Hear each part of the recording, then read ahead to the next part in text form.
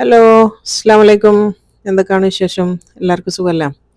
അപ്പോൾ ഇന്ന് കുറേ മാസങ്ങൾക്ക് ശേഷമാണ് ഞാനിപ്പോൾ ഒരു നാടൻ ഊണിൻ്റെ വീഡിയോ ആയിട്ട് വരുന്നത് കേട്ടോ. നാടൻ ലഞ്ചാണ്. മീനൊന്നും ഇല്ലാണ്ട് നമ്മളെ വീട്ടിലുള്ള സാധനങ്ങൾ വെച്ചുണ്ടാക്കാൻ പറ്റുന്ന നല്ല അടിപൊളി ടേസ്റ്റി ആയിട്ടുള്ള ഒരു പൊതിച്ചോറാണ് ഇന്ന് കാണിക്കുന്നത്. സൂപ്പറാണ് കേട്ടോ. ഇതിൽ ഏതെങ്കിലും ഒരു കറി മാത്രം ഉണ്ടാക്കിയാൽ പോലും നിങ്ങൾക്ക് ഒരു പറ ചോറുണ്ടാന്ന് ഞാൻ പറഞ്ഞുതരാം. അത്രയും അടിപൊളി ടേസ്റ്റി ആയിട്ടുള്ള റൈസാണ്.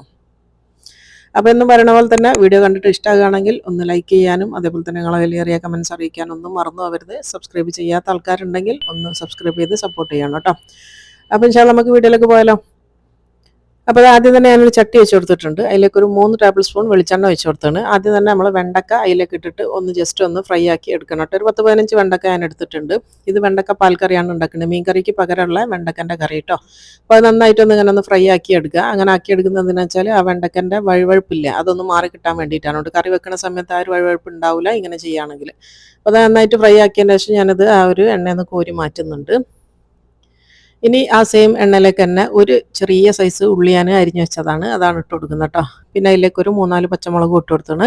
എന്നിട്ട് നന്നായിട്ടൊന്ന് സോഫ്റ്റ് ആവണ വരെ ഒന്ന് വഴറ്റിയെടുക്കുക. ചെറുതായിട്ട് വാടിയാൽ മതി, ഇങ്ങനെ ആയാൽ മതി. ഇങ്ങനെ ആയിക്കഴിഞ്ഞാൽ ഒരു മീഡിയം സൈസുള്ള തക്കാളി അരിഞ്ഞും കൂടെ ഇതിലേക്ക് ഇട്ട് കൊടുത്താണ്.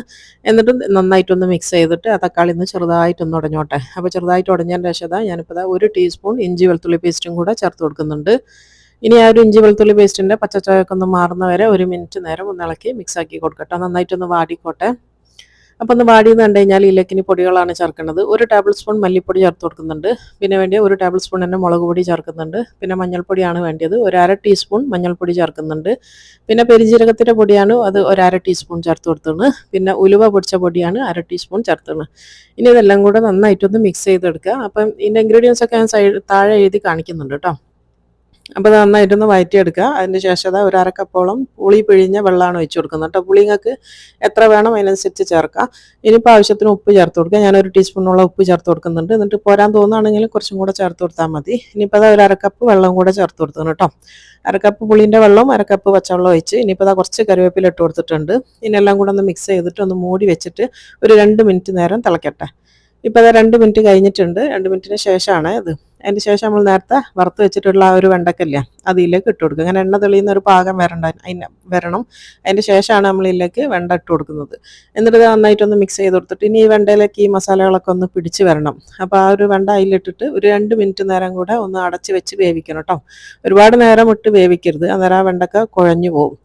ഇപ്പോൾ അത് 2 മിനിറ്റ് നേരം കൂടെ കഴിഞ്ഞിട്ടുണ്ട്. വെണ്ടയ്ക്കൊക്കെ നന്നായിട്ട് ആ ഒരു മസാലയൊക്കെ പിടിച്ചിട്ടുണ്ടാവും. അപ്പോൾ അത് കണ്ടില്ല, എണ്ണയൊക്കെ തെളിഞ്ഞാൽ നല്ലൊരു പാകമായി വന്നിട്ടുണ്ട്. അപ്പോൾ അത് കംപ്ലീറ്റ് ആ ഒരു വെണ്ടയ്ക്കയിലൊക്കെ നല്ല ടേസ്റ്റി ആയിട്ട് വന്നിട്ടുണ്ടാവും. ഇതിപ്പോൾ കണ്ടല്ലോ, ഇങ്ങനെ ആയിക്കഴിഞ്ഞാൽ ഇനി നമ്മളിതിലേക്ക് തേങ്ങാപ്പാലാണ് ഞാൻ ഒഴിക്കുന്നത് കേട്ടോ. ഞാൻ അവിടെ കട്ടിയുള്ള തേങ്ങാപ്പാലാണ് എടുക്കുന്നത്. ഒരു 3/4 കപ്പോളം തേങ്ങാപ്പാൽ എടുത്ത് വെച്ചിട്ടുണ്ട്. അതിലേക്ക് ഒഴിച്ച് കൊടുക്കുക. എന്നിട്ട് നന്നായിട്ടൊന്ന് മിക്സ് ചെയ്ത് കൊടുക്കുക. ബാക്കി വെള്ളം കൂടെ ചേർത്ത് കൊടുക്കുക കേട്ടോ. ഞാനിവിടെ പാൽ എന്ന് പറയുന്നത് ഇതില്ല മാഗിൻ്റെ കോക്കനട്ട് പൗഡറാണ് എടുത്തത്. ഇനിയിപ്പോൾ അതിലേക്ക് 1 കപ്പ് വെള്ളം കൂടെ ചേർത്ത് കൊടുത്തിട്ടുണ്ട്. എന്നിട്ട് നന്നായിട്ടൊന്ന് മിക്സ് ചെയ്ത് കൊടുക്കുക. നല്ല അടിപൊളി ടേസ്റ്റ് ആയിട്ടുള്ള കറിയാണ് കേട്ടത്. അപ്പോൾ അത് ചെറുതായിട്ടൊന്ന് തിള വന്നാൽ മതി. അപ്പോൾ തന്നെ തീ ഓഫ് ചെയ്ത് കൊടുക്കുക. കാരണം തേങ്ങാപ്പാലായതുകൊണ്ട് ഒരുപാട് നേരം തിളച്ചാൽ ചിലപ്പം പിരിഞ്ഞു പോകും. നല്ല കട്ടിയുള്ള തേങ്ങാപ്പാലല്ലോ ഒഴിച്ചത്. അപ്പോൾ ജസ്റ്റ് ഒന്ന് തിള വന്നാൽ അപ്പോൾ തന്നെ തീ ഓഫ് ചെയ്ത് വെക്കുക. നല്ല അടിപൊളിയായിട്ടുള്ള വെണ്ടക്കപ്പാൽ കറിയാണിത്. സൂപ്പർ ടേസ്റ്റിയാണ് കേട്ടോ. അപ്പോൾ അതിന് കവർ ചെയ്തിട്ട് നമുക്കവിടെ ഇറക്കി വെക്കാം. ഇനിയിപ്പോൾ അടുത്തതെന്ന് പറയുന്നത് ഒരു കൈപ്പക്ക വെച്ചിട്ടുള്ള ഒരു കറിയാണ്, പുളിങ്കറിയാണ് ഉണ്ടാക്കുന്നത് കേട്ടോ. അപ്പോൾ ഒരു വലിയ സൈസുള്ള ഒരു കൈപ്പക്കാണ് എടുത്തത്. അത് ചട്ടിയിലേക്ക് ഇട്ട് കൊടുത്തിട്ടുണ്ട്. എന്നിട്ട് നന്നായിട്ട് ഇതിനൊന്ന് ഈ കയ്പ നമ്മൾ കഴുകിയിട്ടല്ല എടുക്കുന്നത്. അപ്പോൾ അതിൽ ചെറുതായിട്ടൊരു വെള്ളം ഉണ്ടാവും. അപ്പോൾ ആ വെള്ളമയൊക്കെ ചെറുതായിട്ടൊന്ന് മാറി വരണം. അപ്പോൾ ചട്ടി ഇങ്ങനെ പുകയുടെ നിങ്ങൾക്ക് കാണാൻ പറ്റും. ആ വെള്ളം വറ്റുന്നതാണ് കേട്ടത്. അതിൽ കുറച്ച് വെള്ളം ഉണ്ടാവും. അപ്പോൾ ആ വെള്ളം ഒന്ന് നന്നായിട്ടൊന്ന് വറ്റിക്കോട്ടെ. അപ്പോൾ ആ ഒരു കയ്പൊക്കെ നല്ല ഡ്രൈ ആയിട്ട് വരണം. ഇനി ഇങ്ങനെ ആയിക്കഴിഞ്ഞതിന് ശേഷം ഞാനിത് ഒരു 2 ടേബിൾ സ്പൂൺ വെളിച്ചെണ്ണ ചേർത്ത് കൊടുക്കുന്നുണ്ട്. അധികം ഒന്നും വേണ്ട കേട്ടോ, കുറഞ്ഞ ക്വാണ്ടിറ്റി വെച്ച് കൊടുത്താൽ മതി. ഇനി ഈ കയ്പക്ക ഈ എണ്ണ കിടന്നിട്ട് നന്നായിട്ടൊന്ന് വാടി വരണം കേട്ടോ. ഇങ്ങനെ എണ്ണ വെച്ച് കഴിഞ്ഞാൽ പിന്നെ എന്താ പറ്റുകയെന്ന് വെച്ചാൽ കയ്പയിൽ വെള്ളം ഇറങ്ങും. കയ്പയിലുള്ള വെള്ളം കൂടെ അങ്ങോട്ടേക്ക് ഇറങ്ങും. ഞാൻ കാണിച്ചു തരാം. അപ്പോൾ ആ വെള്ളം ഒന്ന് നന്നായിട്ട് ഇറങ്ങിക്കോട്ടെ. അപ്പോഴത്തേക്ക് ഞാനിത് 1/2 ടീസ്പൂൺ ഉപ്പും കൂടെ ചേർത്ത് കൊടുക്കുന്നുണ്ട്. എന്നിട്ട് ഇത് നന്നായിട്ടൊന്ന് തിളപ്പിക്കുക. ഇനിയിപ്പോൾ ഞാൻ കാണിച്ചു തരാം. കണ്ടില്ലേ, അതിൻ്റെ കയ്പയിൽ നിന്ന് വെള്ളം കൂടി ഇറങ്ങി വന്നിട്ടുള്ള വെള്ളവും എണ്ണയും കൂടിയാണിത്. അപ്പോൾ ഈ വെള്ളം വറ്റുന്നവരെ ഒന്ന് ഫ്രൈ ആക്കി എടുക്കുക കേട്ടോ. അന്നേരമാണ് നമ്മൾ ആ ഒരു കയ്പ നന്നായിട്ടൊന്ന് വാടി വന്ന് നല്ല വെന്ത് വന്നോളൂ. ആ വെള്ളം ഒന്ന് വറ്റിക്കോട്ടെ. ഇപ്പോൾ അതാ വെള്ളമൊക്കെ വറ്റിയിട്ടുണ്ട്. ഇതെങ്ങനെ മനസ്സിലാവുക എന്ന് വെച്ചാൽ നമ്മളിങ്ങനെ നോക്കിയാൽ ആ എണ്ണയായിട്ട് നമുക്ക് കാണാൻ പറ്റും. ഇങ്ങനെ ആയിക്കഴിഞ്ഞാൽ ആ വെള്ളമൊക്കെ വറ്റി കയ്പൊക്കെ നന്നായിട്ട് വെന്ത് എന്നാണ് അർത്ഥം. ഇനിയിപ്പോൾ ഈ കയ്പൊക്കെ നമ്മൾ എന്താ ചെയ്യേണ്ടതെന്ന് വെച്ചാൽ അത് ഈ എണ്ണയിൽ നിന്ന് ഊറ്റിയെടുക്കുക കേട്ടോ. ഊറ്റിയെടുത്തിട്ട് നമുക്ക് വേറൊരു പ്ലേറ്റിലേക്ക് ഇത് മാറ്റി വെക്കാം. കയ്പക്ക ഇപ്പോൾ നന്നായിട്ട് വെന്തിട്ടും ഉണ്ടാവും കേട്ടോ. ഇനിയിപ്പോൾ ഇതിൽ വേവൊന്നുമില്ല, നല്ല ഇങ്ങനെ തന്നെ കഴിക്കാൻ പറ്റുന്ന രീതിയിലാണ് ഉണ്ടാവുക. ഇനിയിപ്പോൾ ആ സെയിം എണ്ണയിലേക്ക് തന്നെ ഒരു ചെറിയ ഉള്ളി, അതുപോലെ തന്നെ 2 പച്ചമുളക്, പിന്നെ കുറച്ച് കറിവേപ്പില, ഇത്രയും സാധനങ്ങൾ ഇട്ടിട്ട് നന്നായിട്ടൊന്ന് വാട്ടിയെടുക്കുക കേട്ടോ. ചെറുതായിട്ടൊന്ന് ഉള്ളിലേക്ക് ഒന്ന് വാടി വരണം. പിന്നെ ഞങ്ങൾ എണ്ണ ഒഴിച്ച് കൊടുക്കേണ്ടില്ല കേട്ടോ, ആ എണ്ണ തന്നെ മതി. 2 ടേബിൾ സ്പൂൺ വെളിച്ചെണ്ണയാണ് നമ്മൾ ഒഴിച്ചത്. അപ്പോൾ അത് ചെറുതായിട്ടൊന്ന് വാടിയെന്ന് കഴിഞ്ഞാൽ ഒരു മീഡിയം സൈസുള്ള തക്കാളിയും കൂടെ ചേർത്ത് കൊടുത്തിട്ടുണ്ട്. അതിൻ്റെ കൂടെ തന്നെ 1 ടീസ്പൂൺ ഇഞ്ചി വെളുത്തുള്ളി പേസ്റ്റും കൂടെ ചേർത്ത് കൊടുത്തിട്ടുണ്ട്. ഇനി ഇതെല്ലാം കൂടെ നന്നായിട്ടൊന്ന് വാട്ടി വരണം. ആ ഒരു തക്കാളിയൊക്കെ നന്നായിട്ടൊന്ന് വെന്ത് കുഴഞ്ഞ് വരണം കേട്ടോ. ഉള്ളി അങ്ങനെ ഒരുപാട് വാടിക്കുഴയൊന്നും വേണ്ട, എന്നാൽ തക്കാളി ഇട്ടതിന് ശേഷം നന്നായിട്ടൊന്ന് വാടിക്കുഴഞ്ഞ് വരണം. ഇപ്പോൾ നന്നായിട്ടൊന്ന് വാടിയിട്ടുണ്ട്. ഇനി ഇതിൽ പൊടികളാണ് ചേർത്ത് കൊടുക്കുന്നത്. 1 ടേബിൾ സ്പൂൺ മുളക് പൊടി ചേർക്കുന്നുണ്ട്, ഒരു 1/2 ടീസ്പൂൺ അല്ല 1/4 ടീസ്പൂൺ മഞ്ഞൾപ്പൊടി, അതുപോലെ തന്നെ 1/2 ടീസ്പൂൺ ഗരം മസാലൻ്റെ പൊടിയും കൂടെ ചേർത്ത് കൊടുത്തിട്ടുണ്ട്. എന്നിട്ട് ഇത് മൂന്നും കൂടെ നന്നായിട്ടൊന്ന് വാട്ടിയെടുക്കുക. മുളക് പൊടി, മഞ്ഞൾപ്പൊടി, ഗരം മസാലപ്പൊടി കേട്ടോ. അപ്പോൾ ഒന്ന് വാടിയെന്ന് കണ്ടു കഴിഞ്ഞാൽ ഇതാ നന്നായിട്ടൊന്ന് വാടിയെന്ന് കണ്ടു കഴിഞ്ഞാൽ നമ്മൾ വറുത്ത് മാറ്റി വെച്ചിട്ടുള്ള ആ ഒരു കയ്പക്ക ഇതിലേക്ക് തന്നെ ചേർത്ത് കൊടുക്കുക.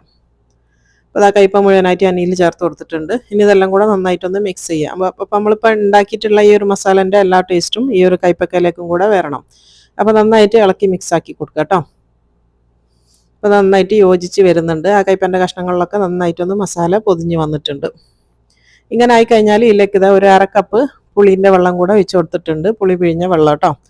1/2 കപ്പ് പുളിവെള്ളം കൂടെ ഒഴിച്ച് കൊടുത്തതിന് ശേഷം നന്നായിട്ടൊന്ന് യോജിപ്പിച്ച് കൊടുക്കുക. ഇനിയിപ്പോൾ ഇതിൽ നോക്കിയിട്ട് നിങ്ങൾ ബാക്കിയുള്ള ഉപ്പ് ചേർത്ത് കൊടുക്കട്ടെ. നമ്മൾ കയ്പക്ക പൊരിക്കുന്ന സമയത്ത് കുറച്ച് ചേർത്താണ്, ബാക്കിയാണ് ഇപ്പം ചേർക്കേണ്ടത്. എന്നിട്ട് നോക്കിയിട്ട് ചേർത്ത് കൊടുക്കുക, എത്ര വേണമെന്നുള്ള അതിനനുസരിച്ച് ഇട്ട് കൊടുത്താൽ മതി. ഇനിയിപ്പോൾ നന്നായിട്ട് മിക്സ് ചെയ്തതിന് ശേഷം ഈ ഒരു കയ്പക്കൻ്റെ കയ്പ് രസം ഒന്ന് ബാലൻസ് ചെയ്യാൻ വേണ്ടി 1 ടീസ്പൂൺ പഞ്ചസാരയും കൂടെ ചേർത്ത് കൊടുത്തിട്ടുണ്ട് കേട്ടോ. പഞ്ചസാരക്ക് പകരം ചെറിയൊരു പീസ് ശർക്കര ഉണ്ടെങ്കിൽ അത് ചേർത്താലും മതി. അപ്പോൾ നന്നായിട്ട് മിക്സ് ചെയ്ത് എല്ലാം കൂടെ റെഡി ആയിട്ടുണ്ട്. ഇനിയിപ്പോൾ ഒരു 1/4 കപ്പ് വെള്ളം കൂടെ ഞാൻ ഒഴിച്ച് കൊടുത്തു കേട്ടോ. ഗ്രേവി തീരെ പോരാൻ തോന്നിയോണ്ട് ഒരു 1/4 കപ്പ് വെള്ളം കൂടെ ഒഴിച്ച് കൊടുത്തിട്ടുണ്ട്. ഇനിയിപ്പോൾ ഇതെല്ലാം കൂടെ ഒന്ന് ആ ഒരു കയ്പേ കിടന്നിട്ട് ഒന്ന് തിളയ്ക്കാൻ കേട്ടോ. 2 മിനിറ്റ് നേരം ഇതൊന്ന് അടച്ച് വെച്ചിട്ട് വേവിക്കാം. ഇനിയിപ്പോൾ അതാ ആ ഒരു 2 മിനിറ്റ് കഴിഞ്ഞിട്ടുണ്ട്. കയ്പൊക്കെ നന്നായിട്ട് വെന്ത് ആ ഒരു എല്ലാ മസാലയും കൂടെ അതിൽ പിടിച്ചിട്ടുണ്ടാവും. ഈ ഒരു രീതിയിൽ മതിയിട്ട്. അപ്പോൾ ഞാൻ തീ ഓഫ് ചെയ്തിട്ടുണ്ട്. ഇതാണ് നല്ല അടിപൊളി ടേസ്റ്റി ആയിട്ടുള്ള കയ്പക്ക പുളിങ്കറിയാണിത്. ചെറിയൊരു കയ്പ് രസം എന്തായാലും കയ്പായതുകൊണ്ട് ഉണ്ടാവും, എന്നാലും നമുക്ക് തിന്നാൻ നല്ല ടേസ്റ്റി ആയിട്ടുള്ള ഒരു കയ്പ് രസമാണ് ഇതിൻ്റെത് കേട്ടോ. അപ്പോൾ അത് അവിടെ ഇറക്കി വെക്കുക. ഇനിയിപ്പോൾ അടുത്തതെന്ന് പറയുന്നത് ഞാനൊരു വറവാണ് ഉണ്ടാക്കുന്നത് കേട്ടോ, ഉപ്പേരി. അപ്പോൾ അത് ബീൻസാണ് എടുത്തത്. ഞാൻ ബീൻസ് നന്നായിട്ട് അരിഞ്ഞ് കഴുകി വെച്ചതാണ്. അത് ഞാനൊരു ചെറിയ ചട്ടിയിലേക്ക് ഇട്ട് കൊടുത്തിട്ടുണ്ട് കേട്ടോ. മൊത്തത്തിൽ ആ ഒരു ബീൻസ് അങ്ങ് ഇട്ട് കൊടുത്താണ്. ഇനിയിപ്പോൾ അതൊന്ന് ലെവൽ ചെയ്ത് കൊടുത്തതിന് ശേഷം അതിലേക്ക് ഒരു 1/2 മുറി ഉള്ളി ഞാൻ അരിഞ്ഞ് ഇട്ട് കൊടുക്കുന്നുണ്ട് കേട്ടോ. 2 ടേബിൾ സ്പൂണൊക്കെ ഉണ്ടാവും, അത്രയേ ഉള്ളൂ. 1/2 മുറി ഉള്ളി, പിന്നെ 2-3 പച്ചമുളകും കൂടെ ചേർത്ത് കൊടുക്കുക. പിന്നെ വേണ്ടി ആവശ്യത്തിന് ഉപ്പ് ഇട്ട് കൊടുക്കുക കേട്ടോ. ഒരു ടീസ്പൂണൊക്കെ വേണ്ടി വരും, അത്രയും ഉപ്പ് ചേർത്ത് കൊടുക്കുക. എന്നിട്ട് ഇത് ഒരു 1/2 കപ്പ് വെള്ളം കൂടെ ചേർത്ത് കൊടുക്കുക കേട്ടോ. വെള്ളം ഒരുപാട് വേണ്ട, ഒന്നിങ്ങനെ കൈയിട്ട് നോക്കിയാൽ അത് ഏറ്റവും അടിയിലെ വെള്ളമുള്ളൂ കേട്ടോ. ആ ഒരു പാകത്തിൽ മതി. ഇന്ന് മൂടി വെച്ചിട്ട് വേവിച്ച് വറ്റിക്കുക. അത് വറ്റിച്ച് കഴിഞ്ഞാൽ ഇനിയിപ്പോൾ അത് വറവിടാൻ വേണ്ടി പോവുകയാണ്. ഒരു പാനിലേക്ക് ഞാനിത് 1 ടേബിൾ സ്പൂൺ വെളിച്ചെണ്ണ ഒഴിച്ച് കൊടുത്തിട്ടുണ്ട്. അതിലേക്ക് 1/2 ടീസ്പൂൺ കടുക് ഇട്ട് കൊടുക്കുക. കടുക് ഒന്ന് പൊട്ടിയെന്ന് കണ്ടു കഴിഞ്ഞാൽ അതിലേക്ക് കുറച്ച് കറിവേപ്പിലയും കൂടെ ഇട്ട് കൊടുക്കുക കേട്ടോ. ഇതിലേക്ക് നിങ്ങൾക്ക് ഉണക്കമുളകൊക്കെ ചേർക്കണമെങ്കിൽ അതും ചേർക്കാം കേട്ടോ. ഇനിയിപ്പോൾ ഇതിലേക്ക് നമ്മൾ വേവിച്ച് വറ്റിച്ച് വെച്ചിട്ടുള്ള ആ ഒരു ബീൻസ് ഇതിലേക്ക് ഇട്ടിട്ട് മിക്സ് ചെയ്ത് കൊടുക്കുക. ഇനിയിപ്പോൾ ഇതെല്ലാം കൂടെ ഒന്ന് യോജിപ്പിച്ച് കൊടുക്കുക കേട്ടോ. ഞാൻ തീ ഓഫ് ചെയ്തിട്ടില്ല. ആ ഒരു ബീൻസിൽ ഇനി വെള്ളം ഉണ്ടെങ്കിൽ ആ വെള്ളം ഒന്ന് വറ്റി വരണം. നല്ല തീ കൂട്ടി വെച്ചിട്ട് ജസ്റ്റ് ഒന്ന് മിക്സ് ചെയ്ത് എടുത്താൽ മതി കേട്ടോ. അപ്പോൾ നന്നായിട്ടൊന്ന് വറവായിട്ട് വന്നോളും. അപ്പോൾ അത് മിക്സ് ചെയ്ത് കൊടുത്തിട്ടുണ്ട്. ഇനി നന്നായിട്ടൊന്നും കൂടെ ഒന്ന് ഡ്രൈ ആക്കി എടുക്കുക. 1 മിനിറ്റ് മതി കേട്ടോ, അതിൽ കൂടുതലൊന്നും വേണ്ട. 1 മിനിറ്റ് നേരം ഇതൊന്ന് ഇളക്കി കൊടുത്താൽ മതി. ഇപ്പോൾ നല്ല ഇതിലിപ്പോൾ തേങ്ങയൊന്നും ഞാൻ ഇട്ടിട്ടില്ല. നമുക്ക് എന്താ പറയുക, നല്ല ടേസ്റ്റി ആയിട്ടുള്ള ഒരു ബീൻസിൻ്റെ വറവ് റെഡി. ഇനിയിപ്പോൾ അടുത്ത് ഞാൻ വേറെ ഉണ്ടാക്കുന്നത്, ഇനിയിപ്പോൾ ഒരു നല്ല അടിപൊളി ചമ്മന്തിയാണ് കാണിക്കുന്നത്. ഒരു 2 ടേബിൾ സ്പൂൺ വെളിച്ചെണ്ണ ഒഴിച്ച് കൊടുത്തിട്ടുണ്ട്. അതിലേക്ക് ഒരു 1/2 മുറി ഉള്ളി എടുത്തിട്ടുണ്ട്. 1/2 മുറി ഉള്ളിൻ്റെ, ഒരു ചെറിയ ഉള്ളിൻ്റെ 1/2 മുറിയാണ് എടുത്തത്. പിന്നെ വേണ്ടത് 2-3 പച്ചമുളക് എടുത്തിട്ടുണ്ട്, എരിവില്ലാത്ത പച്ചമുളകാണ്. പിന്നെ അതൊരു 4 അല്ലി വെളുത്തുള്ളി എടുത്തിട്ടുണ്ട്, കുറച്ച് കറിവേപ്പില, പിന്നെ ഒരു ചെറിയ പീസ് പുളി. ഇത്രയും സാധനങ്ങൾ ഞാൻ ആ വെളിച്ചെണ്ണയിലേക്ക് ഇട്ടിട്ട് നന്നായിട്ടൊന്ന് വറുത്തെടുക്കണം കേട്ടോ. ചെറുതായിട്ടൊന്ന് കളർ ഇതായാൽ മതി, ചെറുതായിട്ടൊന്ന് സോഫ്റ്റ് ആയാൽ മതി. അപ്പോൾ അത് നന്നായിട്ടൊന്ന് വാട്ടിയെടുത്തിട്ടുണ്ട്. ഉള്ളിയൊക്കെ ഇതാ ചെറുതായിട്ടൊന്ന് വാടാൻ തുടങ്ങി. ഈ ഒരു പാകമായാൽ മതി കേട്ടോ. ഇങ്ങനെ ആയിക്കഴിഞ്ഞാൽ ഇതിലേക്ക് ഇതാ ഒരു 3 ഉണക്കമുളകും കൂടെ ചേർത്ത് കൊടുക്കുന്നുണ്ട്. അതും എരിവില്ലാത്തതാണ് ഞാൻ ചേർത്തത്. ഇനിയിപ്പോൾ വേണ്ടതെന്ന് പറഞ്ഞാൽ മെയിൻ സാധനം എന്ന് പറഞ്ഞാൽ ഇത് ഉണക്കച്ചെമ്മീനാണ് കേട്ടോ. ഉണക്കച്ചെമ്മീൻ കഴുകിയെടുത്തതാണ്. അപ്പോൾ ഉണക്കച്ചെമ്മീൻ വേണമെന്നുണ്ടെങ്കിൽ മാത്രം ഇട്ടാൽ മതി, ഇല്ലെങ്കിൽ തേങ്ങ വെച്ചിട്ട് മാത്രം ഉണ്ടാക്കണമെങ്കിൽ അങ്ങനെ ഉണ്ടാക്കാം. ഇതിപ്പോൾ നല്ലൊരു ടേസ്റ്റ് ആയിട്ടുള്ള ഒരു ചമ്മന്തിയാണിത്. എന്നിട്ട് ഈ ചെമ്മീനൊക്കെ ഒന്ന് ജസ്റ്റ് ഒന്ന് റോസ്റ്റ് ആകണ വരെ ഒന്ന് വാട്ടിയെടുക്കുക കേട്ടോ. അപ്പോൾ അത് നന്നായിട്ടൊന്ന് വാടി വന്നിട്ടുണ്ട്. ഇത്രയും മതി. ഇനി നമുക്ക് തീ ഓഫ് ചെയ്ത് വെച്ചിട്ടുണ്ട് കേട്ടോ. ഇത്രയേ ഉള്ളൂ. ഇനി ഇത് നമുക്ക് മിക്സിയിലേക്ക് ചൂടാറിയതിൻ്റെ ശേഷം മാറ്റി വെക്കണം. അപ്പം ചൂടാറാൻ വേണ്ടിയിട്ട് ഞാനിപ്പോൾ ഇതൊരു പ്ലേറ്റിലേക്ക് മാറ്റി കൊടുക്കുന്നുണ്ട്. അപ്പോൾ അത് നന്നായിട്ട് പ്ലേറ്റിലേക്ക് മാറ്റിയത് നല്ലോണം ചൂടൊക്കെ ആറിയിട്ടുണ്ട്. അതിപ്പോൾ നമ്മൾ മിക്സിയിലേക്ക് ഇട്ട് കൊടുക്കുകയാണ്. ഈ ഒരു ഉണക്ക ചെമ്മീനിന് പകരം ഏത് മീനും എടുക്കാം കേട്ടോ. മുള്ളില്ലാത്ത ഏത് മീനും ഇതേപോലെ ഫ്രൈ ചെയ്തിട്ട് എടുക്കാം. ഇനിയിപ്പോൾ അതിലേക്ക് ഒരു അരക്കപ്പോളം തേങ്ങയും കൂടെ ചേർത്ത് കൊടുക്കുന്നുണ്ട്. അരക്കപ്പാണ് ഞാൻ എടുത്തത്. തേങ്ങ ഇട്ട് കൊടുത്തതിന് ശേഷം ഉപ്പിടുക. ഉപ്പിടുമ്പോൾ ശ്രദ്ധിക്കുക, ഞങ്ങൾ എടുക്കുന്ന ഈ ഒരു ഉണക്കമീനിൽ എത്ര ഉപ്പുണ്ടെന്ന് നോക്കണം കേട്ടോ. ഞാൻ എടുത്ത ചെമ്മീനിൽ തീരെ ഉപ്പില്ല, അപ്പോൾ കുറച്ച് ഉപ്പിട്ട് കൊടുത്തിട്ടുണ്ട്. പിന്നെ അത് ഒരു 1/2 ടീസ്പൂൺ മുളക് പൊടിയും കൂടെ ചേർത്ത് കൊടുത്തിട്ടുണ്ട്. ഇനി ഇതൊന്ന് ക്രഷ് ചെയ്യാണ് വേണ്ടി കേട്ടോ. കാണിച്ചു തരാം. ഈ ഒരു രീതിയിൽ ക്രഷ് ചെയ്തെടുക്കാനേ പാടുള്ളൂ. വല്ലാണ്ട് അങ്ങ് അരഞ്ഞ് മഷി പോലെ അരഞ്ഞു പോകാൻ പാടില്ല. ഈ ഒരു രീതിയിലാണ് വേണ്ടി കേട്ടോ. നിർത്തി ഇങ്ങനെ അടിച്ചെടുത്താൽ മതി. അപ്പോൾ നമ്മൾ അടിപൊളി ടേസ്റ്റി ആയിട്ടുള്ള ഉണക്കച്ചെമ്മീൻ ചമ്മന്തി ഇവിടെ റെഡി ആയി കേട്ടോ. ചമ്മന്തി സാധാരണ അങ്ങനെ ഉരുട്ടി ബോളാക്കിയിട്ടാണ് വെക്കൽ. ഞാനും അങ്ങനെ ഒന്ന് ഉരുട്ടിയിട്ട് വെക്കുന്നുണ്ട്. ഇതിൽ തീരെ വെള്ളം ചേർക്കരുത് കേട്ടോ. അതാണ് ശ്രദ്ധിക്കേണ്ടത്. അരക്കണ സമയത്ത് ഒരു തുള്ളി പോലും വെള്ളം ചേർക്കാണ്ടാണ് നമ്മളിത് അരച്ചെടുക്കേണ്ടത്. ആ ഒരു വെളിച്ചെണ്ണ കയ്യിലുള്ളത് കൊണ്ട് ഇങ്ങനെ തന്നെ നമുക്ക് അരച്ചെടുക്കാൻ വേണ്ടി പറ്റും. അപ്പോൾ നമ്മൾ അടിപൊളി ടേസ്റ്റി ആയിട്ടുള്ള ഉണക്കച്ചെമ്മീൻ ചമ്മന്തിയും ഇവിടെ റെഡി. ഇനിയിപ്പോൾ അടുത്തത് ഞാൻ ഫ്രൈ ആക്കാൻ വേണ്ടി പോണത് വഴുതനങ്ങ ആണ് കേട്ടോ. വലിയ ടൈപ്പിലുള്ള വഴുതനങ്ങ ഇല്ല, അതാണ് ഞാൻ ഇങ്ങനെ സ്ലൈസ് ചെയ്ത് വെച്ചിട്ടുണ്ട്. ഇനി ഇതിൻ്റെ മസാല ആണ് കാണിക്കുന്നത്. മസാല ഞാനൊരു പ്ലേറ്റിൽ എടുത്ത് വെച്ചിട്ടുണ്ട്. ആദ്യം തന്നെ ഞാൻ പറഞ്ഞുതരാം. 1 ടേബിൾ സ്പൂൺ മല്ലിപ്പൊടിയാണ് എടുത്തത്. മല്ലിപ്പൊടി 1 ടേബിൾ സ്പൂൺ, അത്ര തന്നെ മുളക് പൊടി 1 ടേബിൾ സ്പൂണോളം മുളക് പൊടി എടുത്താണ്. ഒരു 1/2 ടീസ്പൂൺ മഞ്ഞൾപ്പൊടി എടുത്തിട്ടുണ്ട്. പിന്നെ 1/2 ടീസ്പൂൺ തന്നെ ഗരം മസാലൻ്റെ പൊടി എടുത്താണ്. പിന്നെ ആവശ്യത്തിന് ഉപ്പ് ചേർക്കണം. പിന്നെ വേണ്ടി 1 ടീസ്പൂൺ ഇഞ്ചി വെളുത്തുള്ളി പേസ്റ്റ്. ഇത്രയും സാധനങ്ങളിലേക്ക് കുറച്ച് വെള്ളം ഒഴിച്ചിട്ട് ഇതിനൊന്ന് കലക്കിയെടുക്കണം കേട്ടോ. നമ്മൾ സാധാരണ മീനിൽ മസാല തേക്കണ പോലെയല്ല, കട്ടിയിലല്ല വേണ്ടത്. കുറച്ച് ലൂസായിട്ടാണ് ഈ ഒരു മസാല നമ്മൾ ഉണ്ടാക്കേണ്ടത് കേട്ടോ.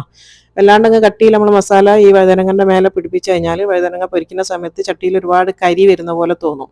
അത് ഈ മസാലയൊക്കെ കംപ്ലീറ്റ് അങ്ങ് കരിഞ്ഞിട്ട് കരി പോലെ ആയിപ്പോവും. അതിനാണ് കുറച്ച് ലൂസായിട്ട് തേക്കണം എന്ന് പറഞ്ഞത്. അപ്പോൾ അതാ ഓരോ വഴുതനങ്ങൻ്റെ പീസിലും ഇതേപോലെ നന്നായിട്ടൊന്ന് മസാല തേച്ച് പിടിപ്പിച്ച് കൊടുക്കാം കേട്ടോ. ഒരു 10 മിനിറ്റ് അത് വെക്കേണ്ടിയുള്ളൂ കേട്ടോ. ഒരുപാട് നേരം വെക്കൊന്നും വേണ്ട. ഒരു 10 മിനിറ്റ് നമുക്ക് മസാല തേച്ചിട്ട് മാറ്റി വെക്കുകയും വേണം. അപ്പോൾ അതാ ഓരോ പീസിലും ഞാനിങ്ങനെ മസാല തേച്ചിട്ട് വേറൊരു പ്ലേറ്റിലേക്ക് മാറ്റി വെക്കുന്നുണ്ട്. അപ്പോൾ ഇത് രണ്ടാമത്തെ പീസും ഇവിടെ റെഡി ആയിന്. ഇതേപോലെ ബാക്കി കംപ്ലീറ്റ് ഞാനിങ്ങനെ തേച്ചെടുത്തതാണിത്. ഇനിയിപ്പോൾ 10 മിനിറ്റിന് ശേഷം ഞാനിത് അത് ഫ്രൈ ആക്കി എടുക്കാൻ വേണ്ടി പോവുകയാണ് കേട്ടോ. കുറച്ച് വെളിച്ചെണ്ണ ഒരു പാനിൽ ഒഴിച്ച് കൊടുത്തിട്ടുണ്ട്. നന്നായിട്ട് ചൂടാവണേ. ചൂടായാൽ അതിലേക്കാണ് എടുക്കേണ്ടത്. ഇതിൽ വെള്ളം നന്നായിട്ട് വരും കേട്ടോ. ആ വെള്ളം കളയാനുള്ളതാണ്. ഇനിയിപ്പോൾ അതാ ഇതിൽ നിന്ന് നമ്മൾ ഓരോ വഴുതനങ്ങ ഇതിലേക്ക് ഇട്ട് കൊടുക്കാം. എന്നിട്ട് വഴുതനങ്ങ പൊരിക്കുമ്പോൾ എപ്പോഴും ശ്രദ്ധിക്കണം എന്ന് ഞാൻ പറയുന്നതാണ്, കുറേ വീഡിയോയിൽ പറഞ്ഞിട്ടുണ്ട്. കുറച്ച് തീ കൂട്ടി വെച്ചിട്ടാണ് വഴുതനങ്ങ ഫ്രൈ ചെയ്യേണ്ടത്. അല്ലാന്നുണ്ടെങ്കിൽ നമ്മൾ ഒഴിക്കുന്ന വെളിച്ചെണ്ണ അല്ലെങ്കിൽ എണ്ണ എന്താണ് നിങ്ങൾ എടുക്കുന്നത് വെച്ചാൽ അത് മൊത്തത്തിൽ വഴുതനങ്ങ വലിച്ചെടുക്കുകയാണ് ചെയ്യുക. അപ്പോൾ അതുകൊണ്ട് കുറച്ച് തീയിലാണ് നമ്മളിത് പൊരിച്ചെടുക്കേണ്ടത് കേട്ടോ. അപ്പോൾ 2 ഭാഗവും തിരിച്ചു മറിച്ചു വിട്ടിട്ട് വഴുതനങ്ങ നന്നായിട്ട് ഫ്രൈ ആക്കി എടുത്തിട്ടുണ്ട്. ഇനിയിപ്പോൾ നന്നായിട്ട് ഇതിനൊന്ന് പിഴിഞ്ഞ് ഞാൻ എടുക്കുകയാണ് കേട്ടോ. എന്നിട്ട് ഞാൻ ഓട്ടപാത്രത്തിലാണ് വെക്കൽ കേട്ടോ. എന്താണെന്ന് വെച്ചാൽ എക്സ്ട്രാ എണ്ണ ഉണ്ടെങ്കിൽ ആ ഒരു ഓട്ടപാത്രത്തിൽ വെച്ചാൽ അങ്ങ് അടിയിലേക്ക് പോയിക്കോളും. ഇപ്പോൾ അതാ വഴുതനങ്ങ നമ്മൾ മൊത്തത്തിൽ പൊരിച്ച് കഴിഞ്ഞിട്ടുണ്ട്. ഇനിയിപ്പോൾ അടുത്തതെന്ന് പറയുന്നത് സൈഡ് ഡിഷായിട്ട് ഞാൻ കുറച്ച് പപ്പടം കാച്ചുന്നുണ്ട് കേട്ടോ. പപ്പടം അതാ ഞാൻ ഒരു 4 പീസായിട്ട് മുറിച്ചതാണ്. എന്നിട്ട് പപ്പടം ഒന്ന് പൊരിച്ചെടുക്കുകയാണ്.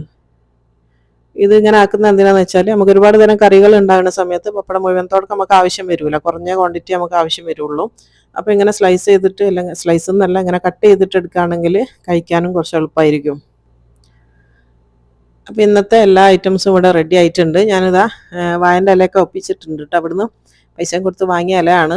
അപ്പോൾ അതിലേക്ക് ഇതാ ഞാനിവിടെ മട്ട അരിയാണ് എടുത്തത് കേട്ടോ. മട്ടൻ്റെ അരിയാണ് ചോറായിട്ട് എടുത്തത്. അതിലേക്ക് ഇതാ വഴുതനങ്ങ തേങ്ങാപ്പാൽ കറി വെച്ച് കൊടുക്കുന്നുണ്ട്. മീൻകറിൻ്റെ സെയിം ടേസ്റ്റാണ്, നല്ല ടേസ്റ്റാണ് കേട്ടോ. പിന്നെ അതാ നമ്മളെ കൈപ്പക്ക പുളിങ്കറി അതൊരു സൈഡിൽ ഇട്ട് കൊടുക്കുന്നുണ്ട്. നല്ല ടേസ്റ്റാണ് കേട്ടോ. ഇതിൽ ഓരോ കറിയും അത് മാത്രം വെച്ചിട്ട് നമുക്ക് തിന്നാൻ വേണ്ടി പറ്റും. അത്രയും ടേസ്റ്റി ആയിട്ടുള്ള കറിയാണ്. ഇനിയിപ്പോൾ അതാ ബീൻസ് തോരൻ അതും കൂടെ ഇട്ട് കൊടുത്തിട്ടുണ്ട്. ഇനിയിപ്പോൾ അടുത്തെന്ന് പറയുന്നത് നമ്മളെ ചമ്മന്തി ചെറിയൊരു ഉരുളാക്കിയിട്ട് അതിൽ വെച്ച് കൊടുക്കുന്നുണ്ട് കേട്ടോ. ചെമ്മീൻ ചമ്മന്തി. പിന്നെ അത് നമ്മളെ വഴുതനങ്ങ പൊരിച്ചത്. വഴുതനങ്ങ പൊരിച്ചതിന് ശേഷം ഇനി നമുക്ക് വേണ്ടത് പപ്പടമാണ്. പിന്നെ കുറച്ച് അച്ചാറും. അച്ചാർ ഞാൻ തന്നെ ഇട്ട നാരങ്ങൻ്റെ അച്ചാറാണ് ഇട്ടത്. ഇവിടെ നമ്മൾ തന്നെ ഉണ്ടാക്കിയതാണ്. പിന്നെ അതാ കുറച്ച് പപ്പടം വെച്ച് കൊടുത്തിട്ടുണ്ട്. ഇനി ഇത് നന്നായിട്ടൊന്ന് കവർ ചെയ്ത് വെക്കുന്നുണ്ട് കേട്ടോ. പൊതിഞ്ഞ് വെക്കാമെന്ന് അറിയില്ല, നമ്മളൊന്ന് പൊതിഞ്ഞ് ഒരു പൊതിച്ചോറ് പോലെ ഒന്ന് പൊതിഞ്ഞ് വെക്കുന്നുണ്ട്. നന്നായിട്ടൊന്ന് കവർ ചെയ്യാം. ഇത് നല്ല ഇല എന്നല്ല കേട്ടോ കിട്ടിയ, കുറച്ചൊരു വാടി ഇലയാണ് കിട്ടിയത്. നമുക്ക് അവിടെ നിന്ന് നോക്കാൻ വേണ്ടി പറ്റൂല. ഇതിങ്ങനെ റോൾ ചെയ്തിട്ടാണ് നമുക്ക് വാങ്ങാൻ വേണ്ടി കിട്ടുക. അപ്പോൾ അത് നന്നായിട്ട് കവർ ചെയ്തിട്ടുണ്ട്. ഇതൊരു 10 മിനിറ്റ് അല്ല 15 മിനിറ്റ് ഇത് ഇങ്ങനെ തന്നെ നിൽക്കട്ടെ. അതിൻ്റെ ശേഷം ഇത് തുറന്നാലാണ് ആ ഒരു നല്ലൊരു പൊതിച്ചോറിൻ്റെ ടേസ്റ്റ് വരിക കേട്ടോ. ഇതിൽ ഞാൻ മുട്ടാംപ്ലേറ്റ് എടുത്തിട്ടില്ല കേട്ടോ. ഓംപ്ലേറ്റ് വേണമെന്നുണ്ടെങ്കിൽ കടിച്ച് വെച്ച് കൊടുത്താൽ മതി. ഇനിയിപ്പോൾ അത് 10 മിനിറ്റിന് ശേഷമാണ് ഇത് അപ്പോൾ അതാ തുറക്കുമ്പോൾ തന്നെ നല്ലൊരു സ്മെല്ലാണ്, അടിപൊളിയാണ്. മീനൊന്നും ഇല്ലാണ്ട് തന്നെ ഈ ഒരു ടേസ്റ്റ് നമുക്ക് പറഞ്ഞറിയിക്കാൻ കഴിയാത്ത അത്രയും ടേസ്റ്റി ആയിട്ടുള്ളൊരു ചോറാണ് കേട്ടത്.